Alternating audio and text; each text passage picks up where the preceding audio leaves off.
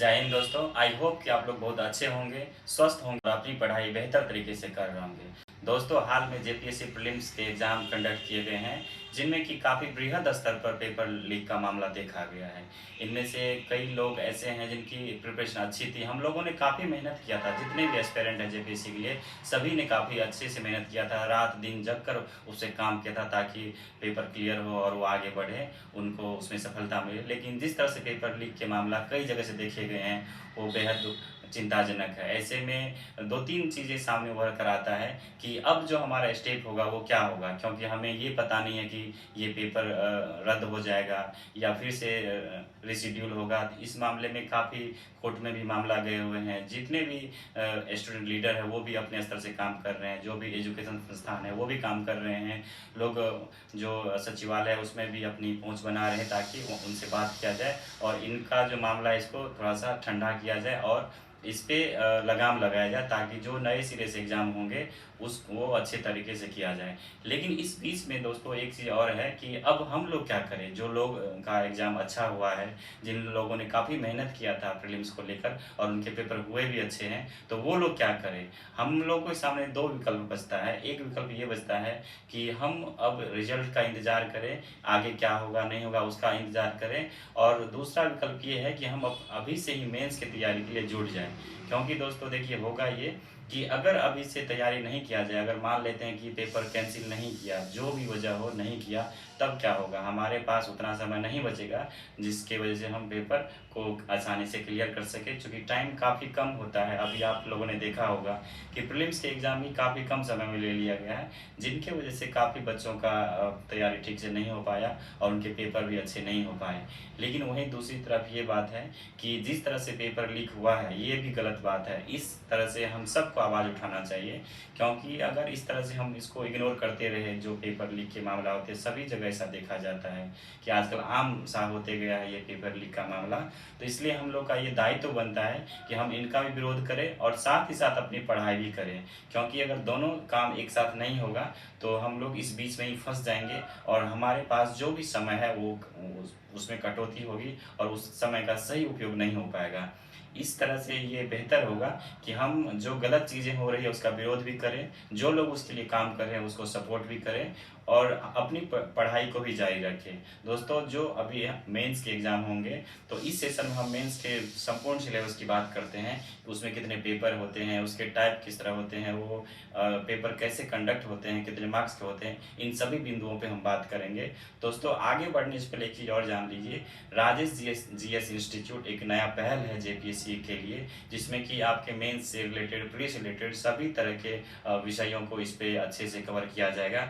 आप लोग इस चैनल से ज़रूर जुड़ें, आपको बहुत फ़ायदा होगा और आपकी सफलता में आपके अंतिम स्तर तक आपके साथ रहेगा, ये विश्वास करिए और इसी विश्वास के साथ इस चैनल को जरूर सब्सक्राइब करिए, इससे जुड़िए, आपको बहुत फ़ायदा होगा। इसी संदर्भ में दोस्तों चलिए देखते हैं जो हमारा जेपीएससी मेंस के सिलेबस है उसमें कौन कौन सब्जेक्ट हैं, कितने पेपर हैं, इन सभी बिंदुओं में बात करते हैं और अपनी पढ़ाई को जारी रखते हैं। जेपीएससी मेन एग्जामिनेशन जो है वो कुल मिलाकर आपके 1050 मार्क्स के होंगे, जिसमें से कि 950 मार्क्स के आपके रिटन एग्जामिनेशन होंगे और 100 मार्क्स के आपके पर्सनल टेस्ट मतलब कि इंटरव्यू होंगे, ये ध्यान रखना है। अब रिटेन एग्जामिनेशन के जो भी पेपर होते हैं वो कुल मिला के 6 पेपर हैं, जिसका हम देखते हैं कि वो 6 पेपर कौन कौन से उसमें सेक्शन आते हैं, इनको देखते हैं। चलिए, जो पहला पेपर होता है हमारा वो जनरल हिंदी और जनरल इंग्लिश का होता है, जिसमें कि 50 मार्क्स के क्वेश्चन पूछे जाते हैं दोनों पेपर में, जनरल हिंदी और जनरल इंग्लिश में। ये आपके 3 आवर्स के होते हैं और 100 मार्क्स के होते हैं, और इनकी जो प्रकृति होती है, इनके जो नेचर होते हैं वो क्वालिफाइंग मार्क्स से होते हैं, ये याद रखिएगा। इनके जो मार्क्स है वो ना तो इंटरव्यू में जोड़े जाएंगे और ना ही आपके फाइनल मेरिट में जोड़े जाते हैं, ये ध्यान रखना है, ये क्वालिफाइंग प्रवृत्ति के होते हैं। उसके बाद जो हमारा दूसरा पेपर है वो लैंग्वेज एंड लिटरेचर के होते हैं। इसमें आपका 15 भाषा दिया गया है, जिनमें से कि आपको एक इनमें से चयन करना होता है और उसके एग्ज़ाम देने होते हैं। ये भी 3 घंटे के होंगे और 150 मार्क्स के होंगे और डिस्क्रिप्टिव टाइप के होंगे। जो तीसरा पेपर होता है हमारा जेपीएससी में मेंस एग्जामिनेशन में, वो है सोशल साइंस और इसके 2 सेक्शन होते हैं, एक हिस्ट्री के होते हैं और दूसरे ज्योग्राफी के होते हैं और वेटेज दोनों का इक्वल होता है। ये भी 3 घंटे के होंगे और 200 मार्क्स के होंगे और डिस्क्रिप्टिव टाइप के होंगे, ये ध्यान देना है। जो चौथा पेपर है हमारा वो इंडियन कॉन्स्टिट्यूशन है, पॉलिटी है, पब्लिक एडमिनिस्ट्रेशन है और गुड गवर्नेंस है। इनके तहत क्वेश्चन पूछे जाएंगे। ये भी आपके 3 घंटे के होंगे और 200 मार्क्स के होंगे और इसकी प्रकृति भी डिस्क्रिप्टिव टाइप होगी। जो 5वां पेपर है दोस्तों हमारा वो है Indian economy, globalisation and sustainable development. इनसे क्वेश्चन बनेंगे और ये भी 3 घंटे के होंगे और 200 मार्क्स के होंगे, टाइप डिस्क्रिप्टिव टाइप होंगे। पेपर 6 में जो क्वेश्चन होंगे वो जनरल साइंस से होंगे, इन्वायरमेंट एंड टेक्नोलॉजी डेवलपमेंट से होंगे।